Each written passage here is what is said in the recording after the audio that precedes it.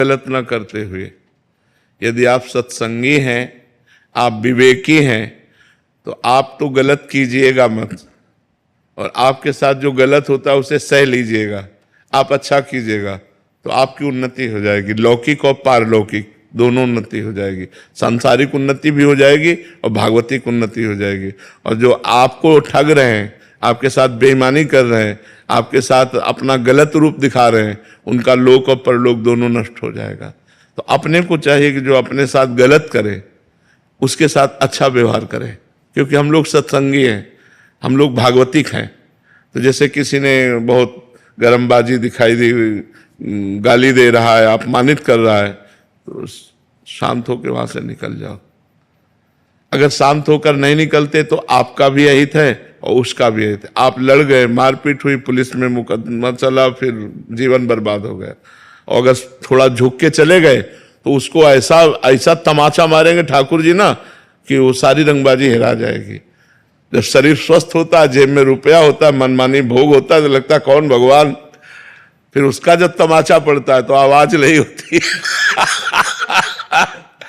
उसके तमाचे में आवाज नहीं होती, लेकिन ऐसा मार मारते कि फिर पूछो मत। अच्छे अच्छे ऐसे हो जाते, अच्छे अच्छे।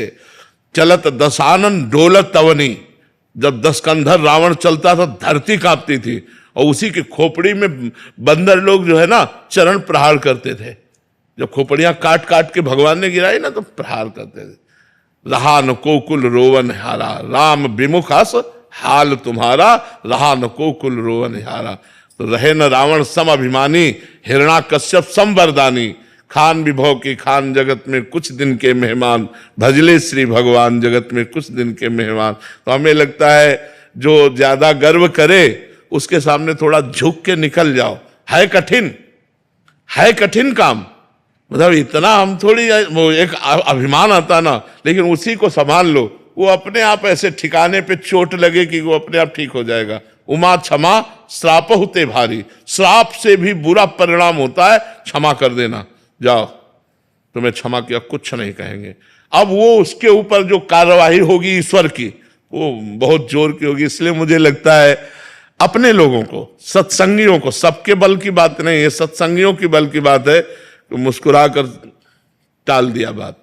अब वो बात जो फलीभूत होगी तो वो उसके ऊपर होगी, आपका तो मंगल हो जाएगा। पर है कठिन बात है जब हमें कोई गाली दे रहा हो और हम वहां से निकल जाए चुपचाप।